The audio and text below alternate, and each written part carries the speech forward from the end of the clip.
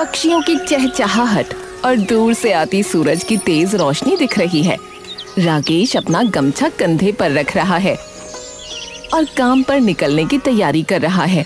उसकी बेटी साथी उसे रोकती है। पिताजी, आज आप ढाबे पर मत जाइए ना। देखिए, अभी सुबह के 7 भी नहीं बजे हैं और बाहर कितनी तेज धूप हो गई है। अरे बेटा, अगर मैं काम पर नहीं जाऊंगा तो हमारा गुजारा कैसे होगा? बैसाख की गर्मी है, ये तो ऐसे ही तपेगी। पर पिताजी, उस ढाबे की भट्टी के सामने आपको कितनी तकलीफ होती है। माँ होती तो वो भी आपको आज इस चिलचिलाती धूप में बाहर नहीं जाने देती। तुम्हारी माँ को गुजरे 5 साल हो गए साथी। अब उसकी यादें ही मेरी ताकत है। तो चिंता मत कर, मैं जल्दी लौट आऊंगा। राकेश अपनी पुरानी साइकिल बिजली की ओर बढ़ जाता है। साथी उसे दरवाजे से उदास नजरों से देख रही है।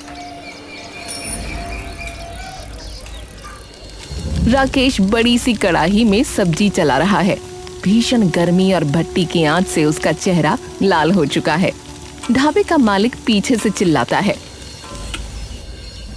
अरे राकेश, अरे भाई आज जल्दी चला भाई, बाहर देख, ग्राहकों की भीड़ जमा हो गई है। लोग आधे घंटे से खाने का इंतजार कर रहे हैं और तू यहाँ कछुए की चाल चल रहा है। जी मालिक, बस 2 मिनट, गर्मी बहुत ज्यादा है, हाथ रुक रहे हैं। अरे गर्मी सबको लग रही है, बहाने मत बना, जल्दी कर वरना दिहाड़ी काट लूंगा। ग्राहक चिल्ला रहे हैं, उन्हें खाना पहुंचा। राकेश जल्दी जल्दी भारी कढ़ाई उठाने की कोशिश करता है। अचानक उसे चक्कर आने लगता है। सब कुछ धुंधला दिखने लगता है। वो अपनी आंखों को जोर से बंद करता है और फिर से काम करने की कोशिश करता है। नहीं, मुझे रुकना नहीं है। साथी का कॉलेज, उसका भविष्य, मुझे काम करना ही होगा। अचानक राकेश के हाथ से करछी छूट जाती है और वो अपना सर पकड़कर वहीं भट्टी के पास जमीन पर गिर पड़ता है। अरे ये क्या हुआ है? अरे राकेश उठ, अरे ओ राकेश। लेकिन राकेश की आंखों में अब कोई हलचल नहीं। साथ ही एक स्ट्रेचर के पास रुकती है। डॉक्टर बाहर निकल रहे हैं।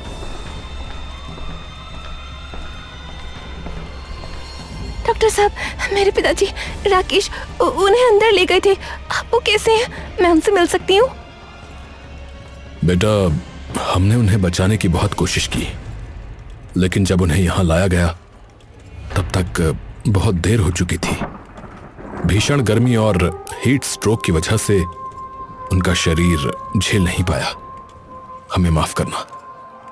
साथी के कानों में जैसे सन्नाटा छा जाता है।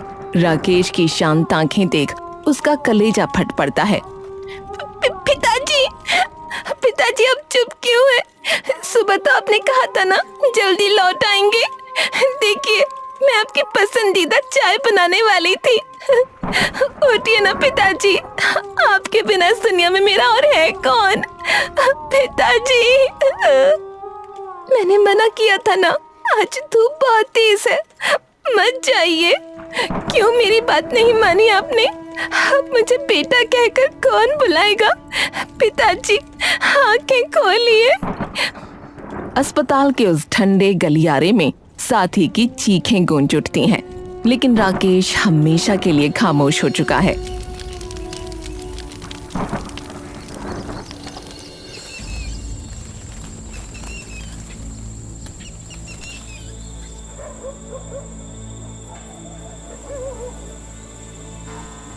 शुरुआत में पड़ोस के लोग आते जाते दिखते हैं, लेकिन धीरे धीरे सब साथ छोड़ देते हैं। साथी खिड़की से बाहर देख रही है।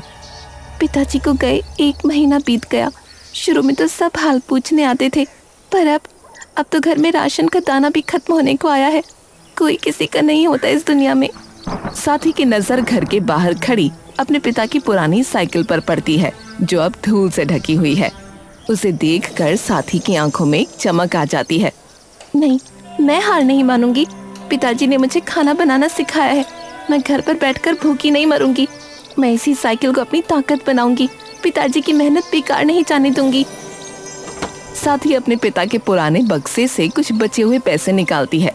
वो साइकिल को साफ करती है और बाजार से कुछ सामान लेकर आती है।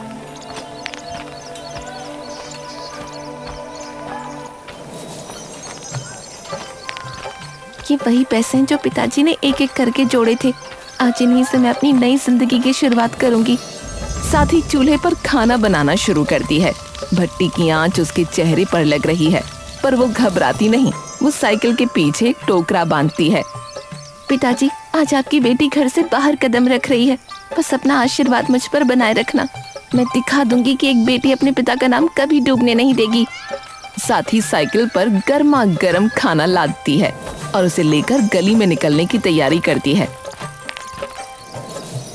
उसके चेहरे पर अब डर नहीं बल्कि एक हिम्मत है। साथ ही अपने पिता की साइकिल पर कढ़ी चावल और राजमा के बड़े बर्तन बांधकर गली गली घूम रही है। उसके साथ में ठंडा पानी भी है।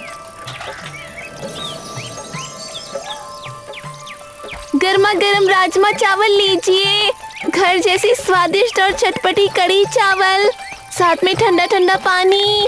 आइए, शुद्ध और साफ खाना खाइए। कुछ लोग इकट्ठा होते हैं। साथ ही फुर्ती से थाली लगानी शुरू करती है।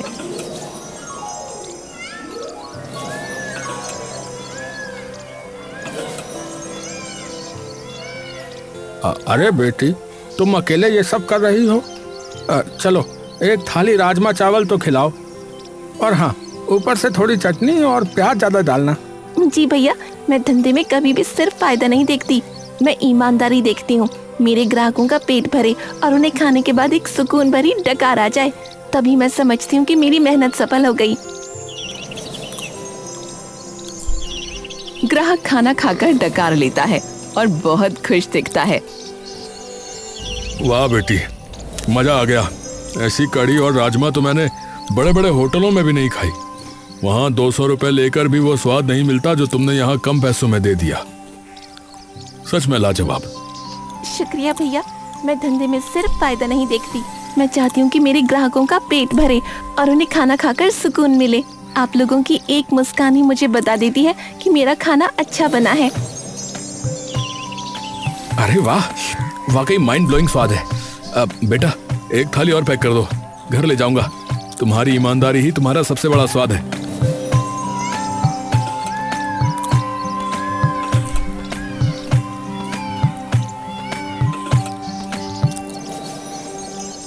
साथ ही कि आज की सारी 30 थालियां बिक जाती हैं। वो अपनी खाली साइकिल लेकर खुशी खुशी घर की ओर मुड़ती है।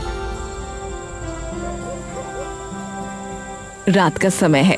साथ ही एक छोटी सी लाइट जलाकर थकने के बावजूद बड़े बड़े बर्तनों में राजमा भिगो रही है।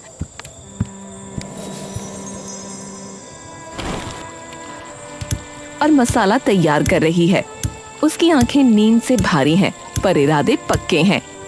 मेहनत तो बहुत है, पर पिताजी कहते थे कि स्वाद मसालों में नहीं, लगन में होता है। सुबह होने तक सब तैयार करना है।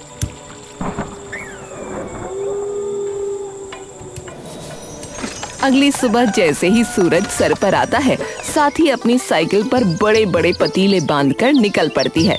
तभी उसे पता चलता है कि गांव में सावन महोत्सव का मेला लगा है। अरे, आज तो गांव में सावन का मेला है। मेला है तो मेरी बिजली भी तो खास दिखनी चाहिए। रुक, आज तेरा भी गेटअप बदल देती हूँ। साथ ही अपनी साइकिल को फूलों की लड़ियों, रंग बिरंगी डोरियों और चमकने वाले सितारों से सजाती है। अब लग रही है मेरी बिजली एकदम फर्स्ट क्लास, नजर न लगे तुझे किसी की।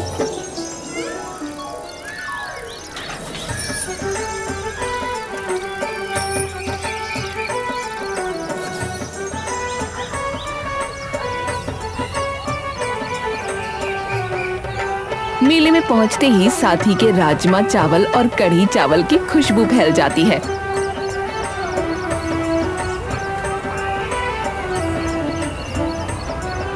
खाने वालों की लंबी कतार लग जाती है। ये आपकी थाली और ये आपकी, आराम से खाइए, सबको मिलेगा। भीड़ में कुछ युवक अपने मोबाइल निकाल लेते हैं और साथी का वीडियो बनाने लगते हैं। अरे दोस्तों देखो, यह है हमारे गांव की कढ़ी चावल वाली सुपर गर्ल। कितनी मेहनत कर रही है। और स्वाद तो बहुत ही लाजवाब है। कुछ दिनों बाद गांव का एक लड़का दौड़कर साथी के पास आता है। साथी दीदी, आप तो पूरे सोशल मीडिया पर छा गई हैं। देखिए, आपके वीडियो पर लाइक और कमेंट्स की बाढ़ आ गई है। आप तो रातों रात वायरल हो गई हैं। क्या सोशल मीडिया वायरल? मुझे तो इन सब के बारे में पता ही नहीं था। मैं तो बस अपनी मेहनत कर रही थी।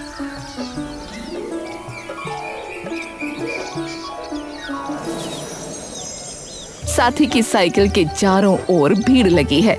लोग दूर दूर से गाड़ी लेकर उसके कढ़ी चावल खाने आए हैं।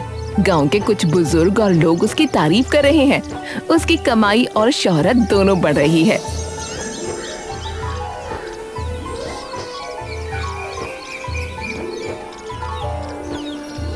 अरे वाह साथी बेटी, वाह क्या बात है। तुम तो रातों रात हीरो बन गई बिटिया। बहुत बढ़िया बेटिया, तूने तो अपने पिता का नाम रोशन कर दिया। भीड़ में लोग बातें कर रहे हैं। अरे भाई, ऐसी स्वादिष्ट कढ़ी तो शहर के होटलों में भी नहीं मिलती।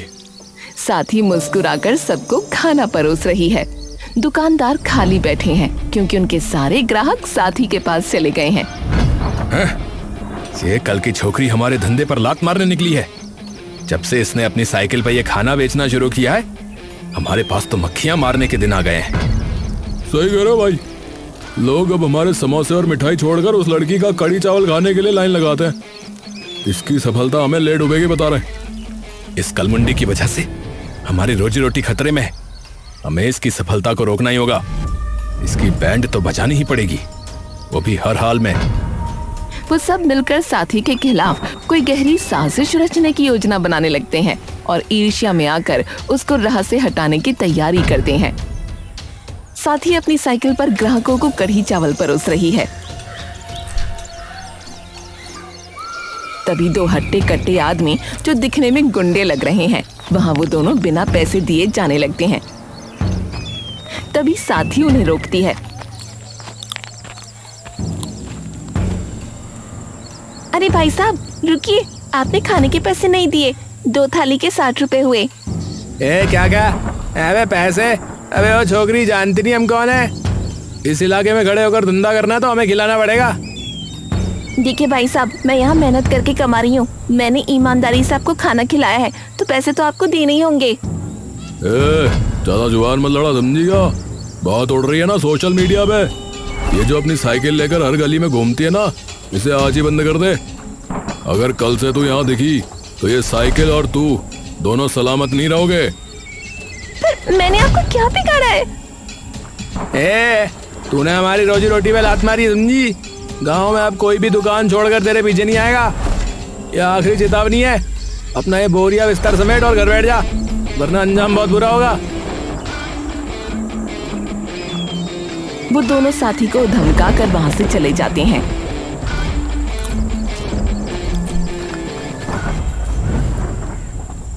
साथी सहम जाती है, लेकिन उसकी आंखों में अभी भी हिम्मत की चमक बाकी है।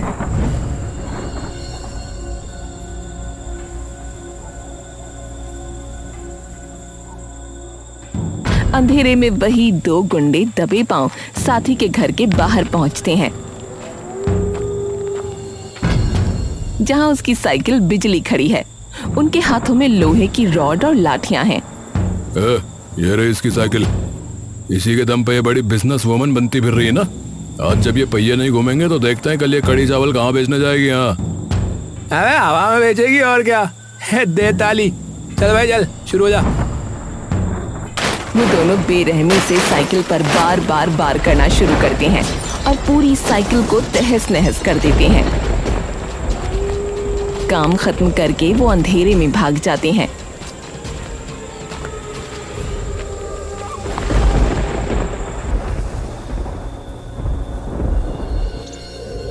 सूरज की पहली किरण के साथ साथी उत्साह से बाहर आती है, लेकिन सामने का नजारा देख उसके होश उड़ जाते हैं। उसकी प्यारी साइकिल बिजली मलबे के ढेर जैसी पड़ी है। नहीं, ये किसने किया? वो दौड़कर अपनी टूटी साइकिल के पास बैठती है और उसके टेढ़े पहियों को छूती है। उसकी आंखों से आंसू बहने लगते हैं। गुंडे मवाली का ही काम है ये। पिताजी की आखिरी निशानी थी ये साइकिल। मैंने सोचा था आज से इसे घर के अंदर रखूंगी, पर देखो एक रात बाहर क्या छोड़ा, इन्होंने इसे बर्बाद कर दिया। वो हताश होकर चारों तरफ देखती है। अब मैं कहाँ जाऊँ?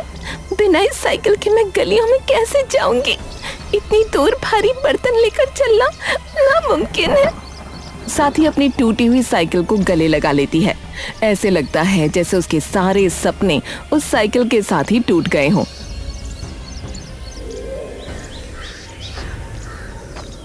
साथ ही अब अपने सर पर कढ़ी चावल का छोटा सा बर्तन और हाथ में पानी की बोतलें लेकर पैदल गलियों में घूम रही है। उसके चेहरे पर थकान और मायूसी साफ दिख रही है।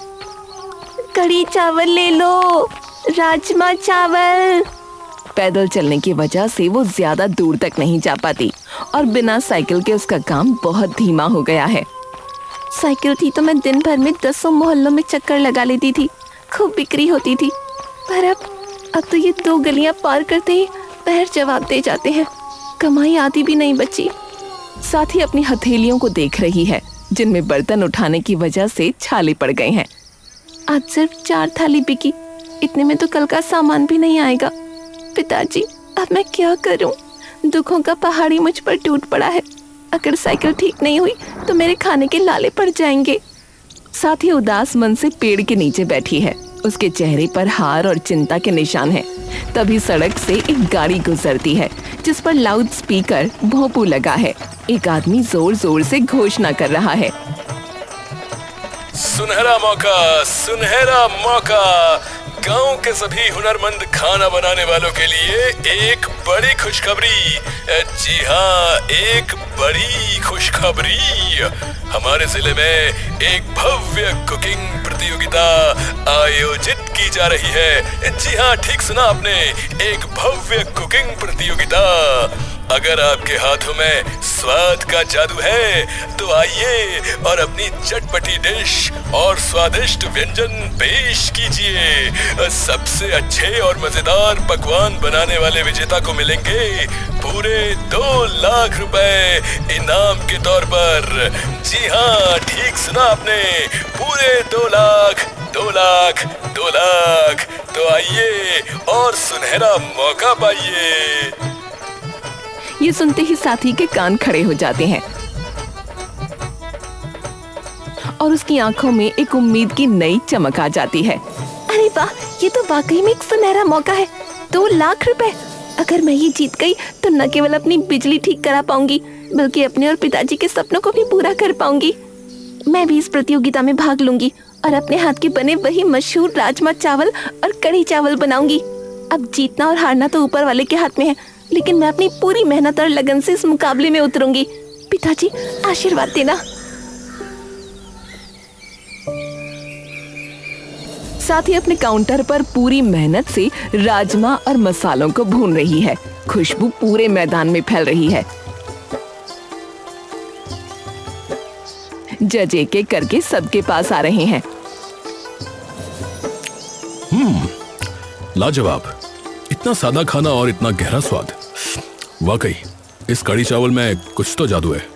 साथ ही हाथ जोड़कर विनम्रता से खड़ी रहती है। उसे यकीन है कि उसकी मेहनत रंग लाएगी। साथ ही मंच के नीचे हाथ जोड़कर खड़ी है। उसका दिल जोरों से धड़क रहा है। तभी मुख्य जज माइक पर आते हैं। अरे जीतूंगा तो मैं ही, मेरी जलेबी थी इतनी लाजवाब। भाई मैंने जो पनीर बटर मसाला खिलाया ना जिस साहब को, वो अभी तक चटकारे लगा रहे होंगे यहाँ। आज इस प्रतियोगिता में बहुत से स्वादिष्ट पकवान बने, लेकिन एक डिश ऐसी थी जिसमें सिर्फ मसालों का नहीं बल्कि मेहनत और ईमानदारी का स्वाद भी था। तो आज के विजेता हैं साथी और उनके लाजवाब राजमा चावल। ए धत्ते तेरे की हैं? आज फिर इसने बाजी मार ली। साथी की आंखों में खुशी के आंसू आ जाते हैं। वो मंच पर जाती है और उसे पूरे 2 लाख रुपए का चेक और ट्रॉफी दी जाती है। ये जीत मेरी नहीं, मेरे पिताजी की है, जिन्होंने मुझे सिखाया था कि ईमानदारी से बड़ा कोई धंधा नहीं होता। कुछ महीनों बाद साथ ही सबसे पहले उन पैसों से अपनी टूटी साइकिल बिजली को ठीक करवाती है। अब वो साइकिल बिल्कुल नई नवेली और चमकदार दिख रही है।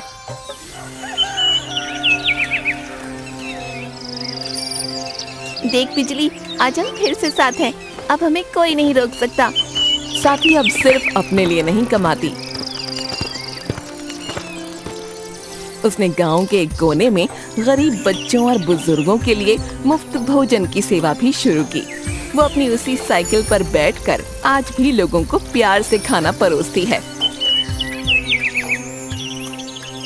जीती रहो बिटिया, तू तो हमारे गांव की असली हीरो है। बिटिया आज राकेश ऊपर सुकून से बैठा गर्व महसूस कर रहा होगा कि उसके दिए संस्कार आज फल फूल रहे हैं। जीती रहो। साथ ही मुस्कुराती है और आसमान की तरफ देखकर अपने पिताजी को याद करती है।